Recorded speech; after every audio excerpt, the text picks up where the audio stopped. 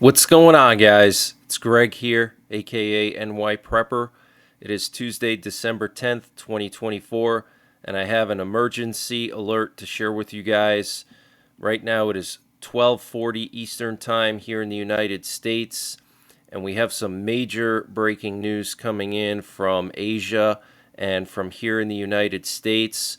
So just in the last 2 hours, we've had a large amount of nuclear attack options being broadcasted, and what you're looking at here is a screenshot showing 4 B-52 nuclear bombers airborne over the continental United States, which is extremely unusual. What's even more unusual is one of these B-52s went down into the Gulf of Mexico and started some kind of a looping pattern in the Gulf of Mexico. That is extremely unusual, but to have 4 B-52s airborne at the same time over the continental United States is very rare. In addition to the 4 B-52s, we also have a B-1 bomber airborne over Texas. We have a nuclear war command and control plane doing a looping pattern over the Ozarks, communicating with our nuclear-armed submarines. We also have a nuke sniffer plane flying over Kansas right now. This is a special plane that can detect radiation in the atmosphere after a nuclear detonation or a nuclear power plant meltdown. Now, what's even more concerning is we also have a presidential Doomsday plane airborne with its transponder off right now, and it met 2 aerial refuelers near the border of Iowa and Illinois. Okay, so this Doomsday plane took off from Stratcom in Nebraska, Offutt Air Base, went east to Illinois, met 2 aerial refuelers, and then turned its tracker off. Okay, here's a closer look at the Doomsday plane when it met those aerial refuelers and then turned its tracker off. So we currently have a presidential Doomsday plane airborne somewhere over the Midwest with its tracker off. Guys, that is very, very rare. That means that something is going on right now. I don't know if this is related to the Syria situation. I don't know if this is related to Taiwan, which I'm going to get to in a minute. I don't know if this is related to the airspace being closed over Kapustin Yar from today through Friday. That's the missile test site in Russia where Russia launched the ICBM at Ukraine from. But something is definitely going on here for all of these strategic assets to be airborne at the same time. Want to just share this disturbing video of the Russian Foreign Minister Sergei Lavrov answering a question about tactical nuclear weapons being used in Ukraine, and I want you to listen to what he says and his body language as well. So the reporter asks him what he thinks about Zelensky, the president of Ukraine, saying that Russia was planning to use tactical nukes in Ukraine, and you can see by his body language that he doesn't feel comfortable, but let me just play it for you. President Zelensky said that Russia plans to use tactical nuclear weapons. He says many things. And depends on what he drinks or what he smokes. He says many things. Do you think it was a... President Zelensky said that Russia plans to use tactical nuclear weapons. He says many things. And depends on what he drinks or what he smokes. So most people would say, he was just trying to be funny, but you can tell that he was uncomfortable by the question based on his body language. If you look at his facial expression here, you can see that he's searching for a response. He doesn't know what to say, and he obviously wants to sound natural. So he basically has a guilty look on his face here, okay?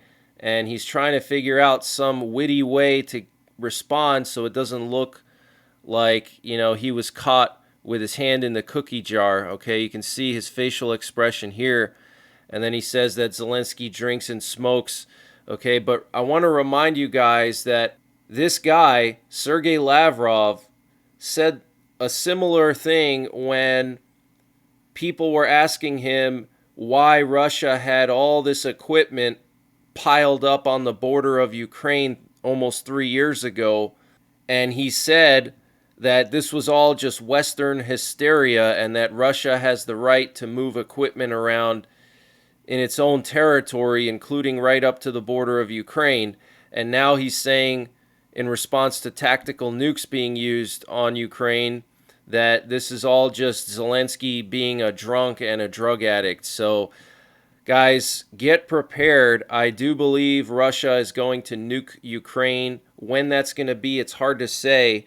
But now that Putin has this Oreshnik, he's going to use that Oreshnik to nuke Ukraine. And the reason why is because Ukraine has a lot of air defenses now. Okay, they have their Patriot systems, they have NASAMS, they have all these air defenses, and it would be difficult for Russia to nuke Ukraine with cruise missiles or some other type of missile system that they've already been using, short-range missiles, because Ukraine is good at intercepting them. But with this Oreshnik missile, they have proven that they can penetrate Ukraine's airspace. Okay, so now it's just a matter of putting a nuclear warhead on this Oreshnik. Okay, so this is very, very concerning. And China is currently conducting the largest military exercise around Taiwan since 1996. The PLA is not only practicing a blockade of Taiwan, but also setting up a naval wall to blockade any foreign military help that could come from the U.S. and Japan. A senior Taiwan security source told Reuters that Chinese aircraft simulated attacks on foreign naval ships and practiced driving away military and civilian aircraft as part of a blockade exercise. The Ministry of Defense of Taiwan tracked 47 Chinese military aircraft, 12 Chinese naval vessels, and 9 official ships around Taiwan between 6 a.m. on Monday and 6 a.m. on Tuesday. And what's interesting is the Baba Vanga prophecy about Asia. Okay, yesterday I mentioned Baba Vanga. She was a prophet from Bulgaria, nicknamed the Nostradamus of the Balkans, and she warned that the fall of Syria would trigger a catastrophic global conflict. In her prophecy, Baba Vanga said, when Syria falls, there will be a great war between the West and the East, and in the spring, a conflict will break out in the East that will lead to World War III, a war that will destroy the West. Okay, so a conflict in the East, that would be Taiwan, guys, or Korea. And we see how China is doing this blockading exercise. Some of Baba Vanga's predictions that have come true were the dissolution of the Soviet Union, Czechoslovakia, and Yugoslavia. She predicted all of that. The Chernobyl meltdown, the date of Stalin's death, the date of Tsar Boris III's death, the date of her own death, the Kursk submarine disaster, Princess Diana's death, the 1985 northern Bulgaria earthquake, the September 11th attacks, the 2004 Boxing Day tsunami, and the election of an African American as president of the United States. So she predicted all of those events, guys. Now, she also is predicting that Putin will be assassinated by a compatriot. Okay, I wonder who that would be. Is it Medvedev? I don't think it would be Medvedev, but somebody in Putin's inner circle will apparently try to assassinate him or will assassinate him. She also predicts that there will be some kind of an economic crisis in the United States. Okay, I want to just update you guys on the situation in Syria. So last night there were reports that Israeli tanks were spotted approximately 15 kilometers outside of Damascus. Okay, this was reported by Israeli and Arab media this morning. Okay, so Israeli tanks just 10 miles outside of Damascus. Guys, this is biblical, okay? The Bible says that Damascus will become a ruinous heap, all right? And we're seeing Israel conducting massive amounts of airstrikes on Syria. Last night, Israel conducted hundreds of airstrikes on Syria. Okay, the entire Syrian Navy was destroyed after extensive Israeli airstrikes on the Latakia port. And a security source in the Israeli army said that the air attacks on Syria were the largest attacks in the history of the Israeli Air Force. Okay, so in the entire history of Israel, they have never conducted this many attacks at once. So this is very, very serious. This is historic. And the mainstream media is not covering it at all. Okay, these are historic airstrikes on Syria, completely wiping out the Syrian Navy, wiping out Iranian bases, wiping out Hezbollah storage facilities. Okay, this is extremely intense what's going on there. Israeli tanks 10 miles outside of Damascus, okay? And the Israeli army said today that they destroyed 70 to 80% of the Syrian army's capabilities. I want to remind you also that Israel took out a whole bunch of chemical weapons facilities in Syria as well. Now they're saying 70 to 80% of the Syrian army's capabilities have been destroyed. And senior Assad regime officials fled to Beirut with the help of Hezbollah, according to a report in Lebanese outlet Nida al-Watan. And the president of Turkey, Erdogan, threatened that we will not allow anyone to divide Syrian lands and turn them into conflict zones again. He's referring to Israel, okay? But basically, Israel is conquering a large part of Syria. Okay, this is huge news. And the Israeli military is going to set up a new extended buffer zone deep into Syria. So this is a very positive step for Israel.